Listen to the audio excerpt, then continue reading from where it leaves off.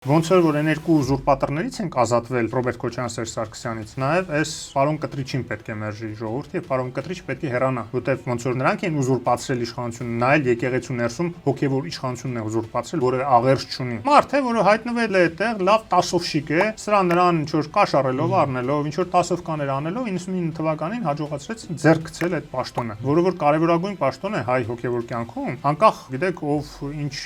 ուրեմն կրոնի հետևորդ է, հավատացյալ է թե չէ, բայց բոլորս էլ հասկանում ենք, որ Հայաստանի համար դա կարևորագույն կառույց է, որը աշխարհով մեկ ունենալով հսկայական ցանց, նաև հսկայական քաղաքական օգուտ կարող է տալ։ Արցախի պատերազմի ժամանակ, եթե այդ կառույցը նորմալ աշխատեր, մենք կարող էինք բազմաթիվ դաշնակիցներ ձեռք բերենք, ել չեմ ասում, որ կարող ենք նույնիսկ կանխել։ Հենց միայն այդ կառույցի աշխատանքով, լավ աշխատանքի շնորհիվ կարող է եւ կանխեինք Արցախյան պատերազմը եւ Ալիևը չհամարձակվեր հարձակվել, իմանալով, որ այդպիսի ցանց կարող է ամբողջ աշխարհով աշխատել իր դեմ։ Բայց ինքը գիտեր, որ այդ ցանցը կառավարվում է Մոսկվայից եւ ինքն էլ Մոսկվայի հետ ամեն ինչ համաձայնացրել էր 44 օրյա պատերազմը։ Եվ տեսանք մենք լրությունը համադարած այդ 8 ամսվա